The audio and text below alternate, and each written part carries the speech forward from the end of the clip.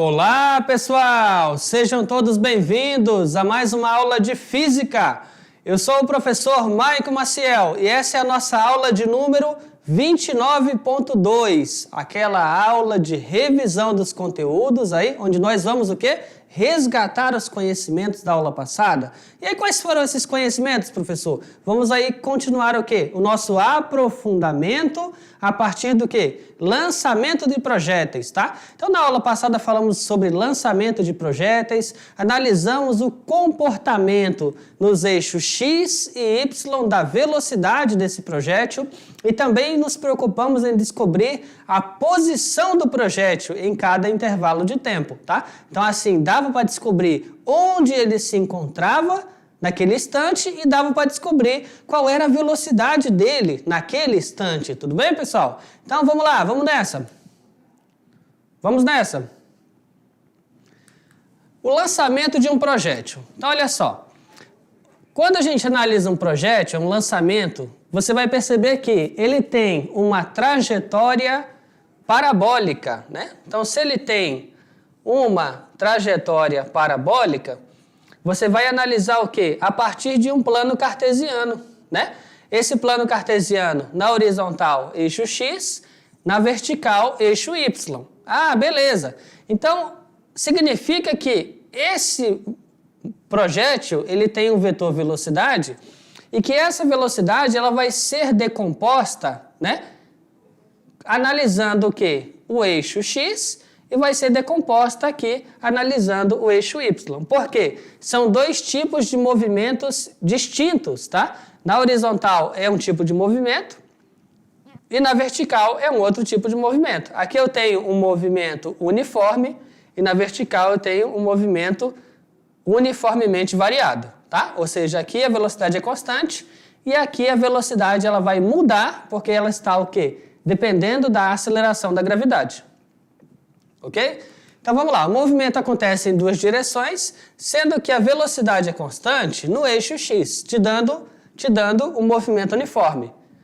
Nesse caso, como a velocidade é constante, significa que a velocidade em X, em qualquer instante, vai ser igual ali à velocidade inicial em X. Ou seja, ela não vai mudar, em outras palavras, não tem aceleração na horizontal.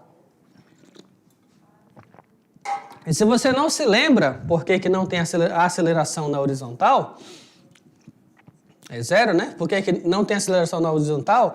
Porque não tem nenhuma força atuando na horizontal. Então, como força resultante é a massa vezes a aceleração, se eu não tenho força atuando na horizontal, vai dar zero ao lado esquerdo, naturalmente a aceleração vai ser igual a zero, tá? E aí a velocidade fica igual em toda a parte do percurso. Em x, né? Olhando a velocidade em sua componente em x. E aí eu posso escrever essa velocidade Vx dependendo de outras duas grandezas, ou seja, de V0 e cosseno θ. Ó, professor, de onde que apareceu isso? Daqui, ó. Faz um triângulo retângulo, tá? Aqui eu vou chamar de V, aqui eu vou chamar de Vx, aqui eu vou chamar de Vy e aqui eu vou chamar de θ, tá? Aí quando eu faço cosseno, ó, cosseno do ângulo θ vai ser o cateto adjacente, que aqui, né? O cateto adjacente, ele é quem? É Vx. Opa, tá? Vai ser o quê? V, Vx, Vy. E o ângulo de inclinação. Eu vou ter o quê? Cosseno de θ vai ser Vx sobre V, ok? Ah, quando eu isolar o Vx vai ser V cosseno θ, que é exatamente a expressão que nós temos aqui, tá? Então, continuando. Vamos ter uma aceleração constante no eixo Y, ou seja, um movimento uniformemente variado, em Y. E aí, nesse caso, a minha aceleração vai ser igual ao negativo, né, de g, ou seja, vai ser a aceleração da gravidade. E aí eu vou ter uma expressão específica para a velocidade. A velocidade em y vai ser velocidade inicial em y menos a gravidade vezes o tempo. E aí eu vou ter o quê? Velocidade em y, velocidade inicial em y, seno do ângulo menos gravidade vezes o tempo. Ok. Agora, se eu for analisar as projeções, ó, gravidade na vertical para baixo, ok? e aqui a velocidade y, por isso que ela vai estar decrescendo, porque ela está contra a gravidade. Quando ela estiver no momento de queda, após o ponto máximo, ela vai estar aumentando devido à gravidade. E já a Vx, ela permanece constante. A posição do projétil, na horizontal a velocidade dele é constante, na vertical eu tenho uma aceleração. Significa que na horizontal vai ser a posição igual a velocidade vezes tempo. Nesse caso, posição igual a velocidade inicial, cosseno do ângulo de inclinação vezes tempo. Já na vertical, vai ser velocidade inicial em y vezes tempo menos 1/2 da gravidade do tempo ao quadrado. Eu posso reescrever essa expressão aqui dessa forma, tá? Posição em y, velocidade inicial, seno do ângulo, vezes tempo, menos 1/2 da gravidade vezes o tempo ao quadrado. E eu ainda posso falar sobre o alcance horizontal, ou seja, aquela distância do ponto de lançamento até o ponto de chegada. Eu tenho daqui até aqui um tempo de subida e daqui até aqui um tempo de descida. A soma dos dois vai me dar o tempo total, tá? O tempo total é o dobro do tempo de subida. Tudo bem, pessoal? E aí eu posso ter uma expressão aqui, para o alcance, que é velocidade inicial em x, vezes o dobro do tempo total. Então, olha só, pessoal. Eu vou dar um tempinho, tá? Eu vou dar um tempinho para você fazer as questões e daqui a pouquinho a gente volta.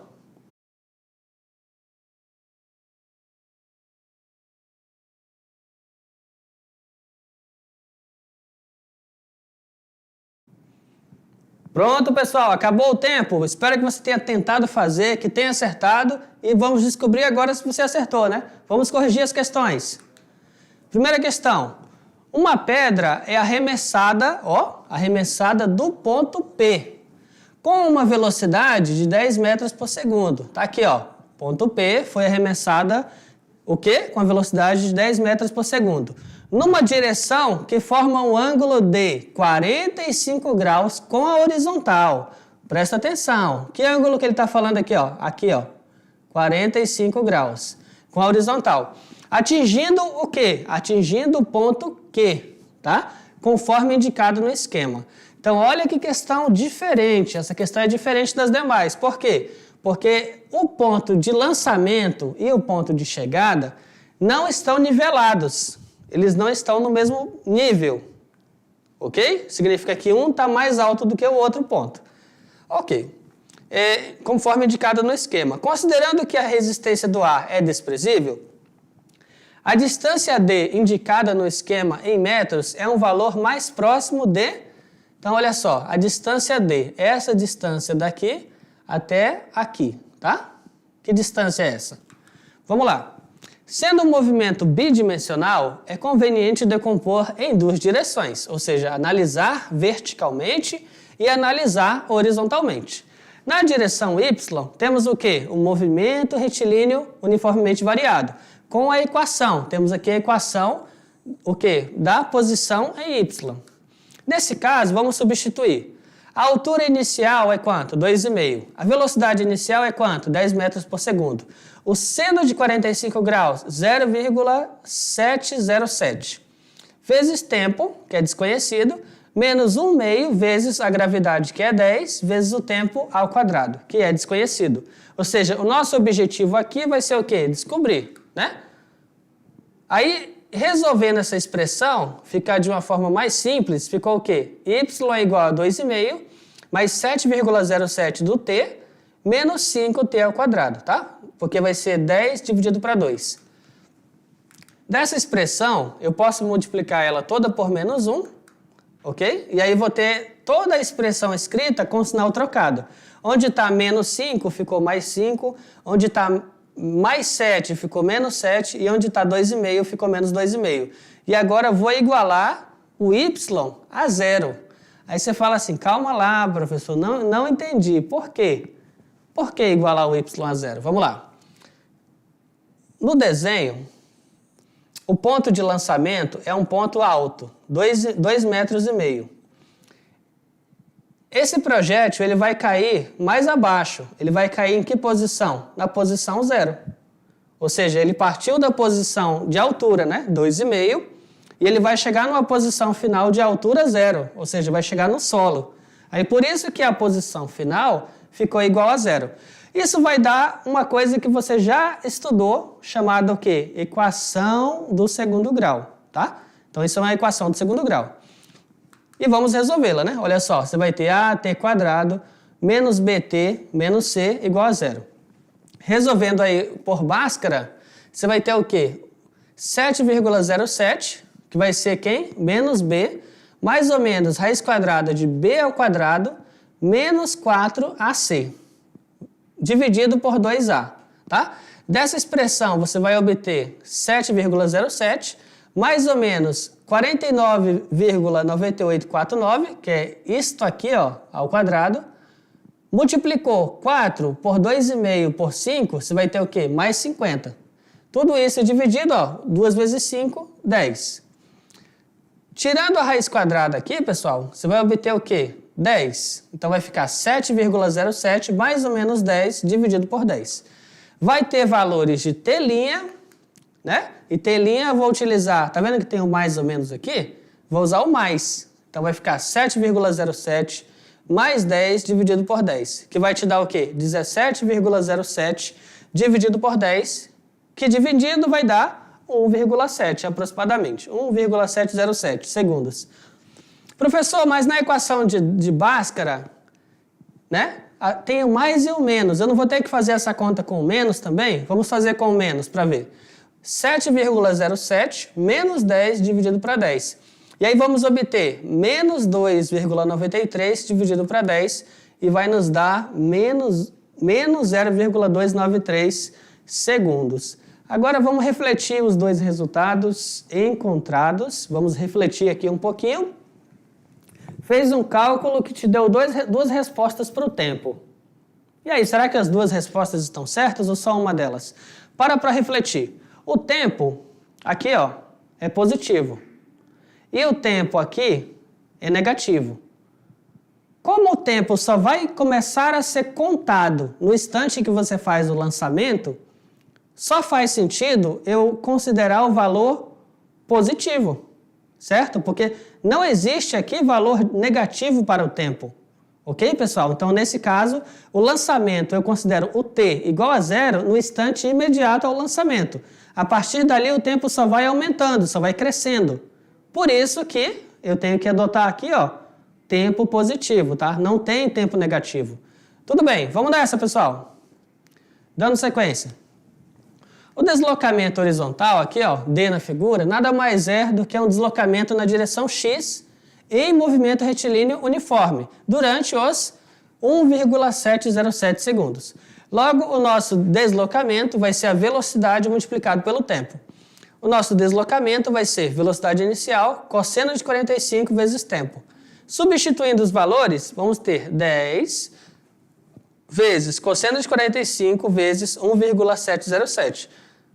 Isso vai obter, olha só, vamos obter 17,07 vezes 0,7071, que vai dar 12,07. Esse vai ser o nosso deslocamento. Ok? E aí, comparando, isso chega mais próximo da letra C, 12, né? Que a questão pedia a distância mais próxima. Questão 2. Comparando-se os tempos de permanência no ar de um projétil lançado com velocidade inicial V0 e o ângulo de lançamento θ com relação ao solo, vemos que esse tempo é maior quando? Ou seja, o tempo de lançamento é maior quando? Vamos ver. Letra A. Quando θ for igual a 45? Quando θ for igual a 90? Quando θ for igual a 0? Ocorrer a igualdade entre tangente de θ e 1? Ocorrer a igualdade entre tangente de θ e V0? Então, olha só. A velocidade na horizontal, Vx, é o módulo da velocidade, né, inicial, vezes o cosseno do ângulo de inclinação. E a velocidade em y vai ser a velocidade inicial vezes o seno do ângulo menos a gravidade vezes o tempo. E nesse caso, olha só, a resposta vai ser o quê? θ for igual a 90 graus, tá? Então aqui, ó, comparando os tempos de permanência no ar de um projétil com velocidade V0 e um ângulo de lançamento. Vemos que esse tempo é maior quando o ângulo for de 90 graus. Isso dá a entender o seguinte, vamos lá. Se eu faço um lançamento aqui com um ângulo pequeno, ele vai ficar um momento no ar e desce. Eu aumento, um momento maior no ar e desce. Eu aumento o ângulo, ele reduz o alcance horizontal.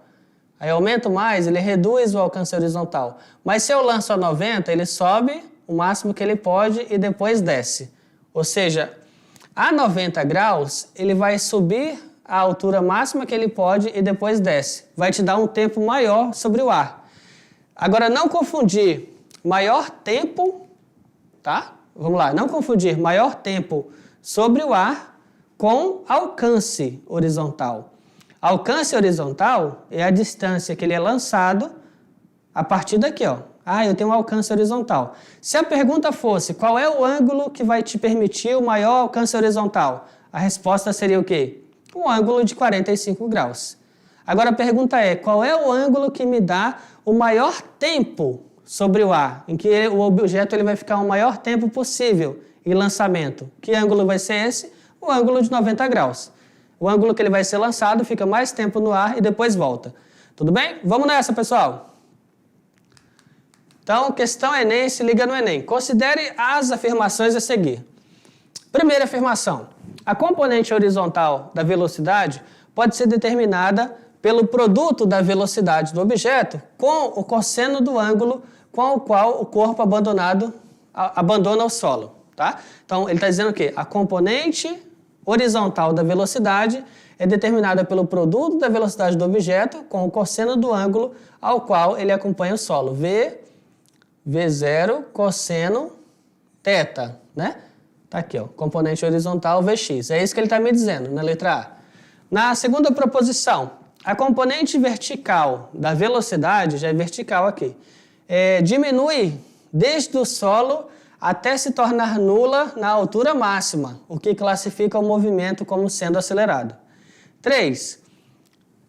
A componente horizontal da velocidade mantém-se inalterada, uma vez que no eixo x o movimento é classificado como retilíneo e uniforme. Vamos lá? Então, olha só, a primeira, ela está correta, tá? Está correta porque ele está dizendo para a gente que a componente Vx é V0 cosseno θ, tá? Aqui, claro que V0 está em módulo. A segunda afirmação aqui, pessoal, ela está o quê? Incorreta, tá? Movimento como sendo acelerado. Bom, na verdade ele é desacelerado, tá? Nesse ponto de lançamento até o ponto que ele está na altura máxima, a componente vertical da velocidade, ela vai cada vez mais diminuindo. Ou seja, ele não é acelerado, ele é desacelerado.